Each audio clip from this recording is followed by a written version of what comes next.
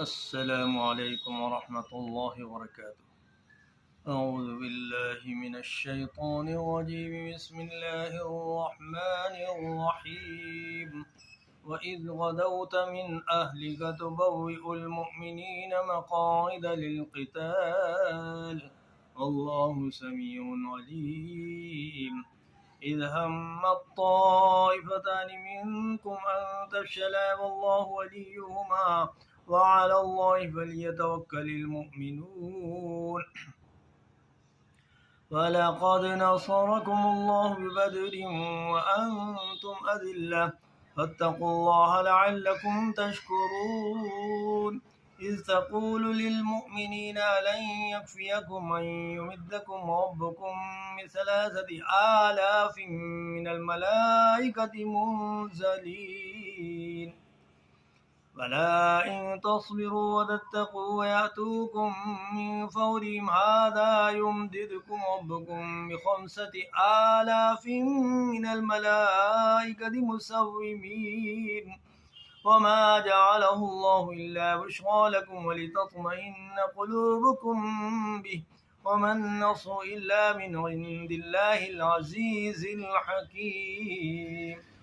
ليقطع طرفا من الذين كفروا أو يكبتهم فينقلبوا خائبين.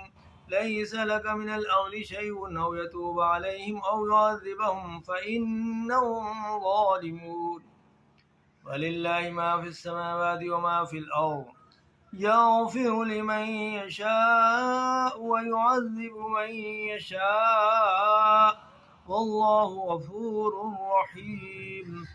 يا أيها الذين آمنوا لا تأكلوا الربا أضعافا مضاعفة واتقوا الله لعلكم تفلحون.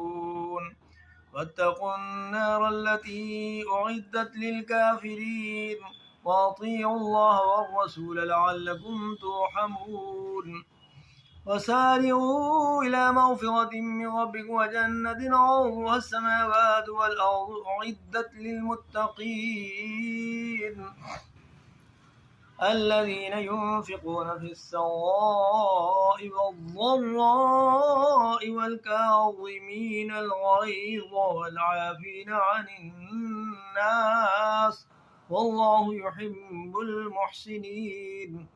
والذين إذا فعلوا فاحشة أو ظلموا أنفسهم ذكروا الله فاستغفروا لذنوبهم ومن يغفر الذنوب إلا الله ولم يصروا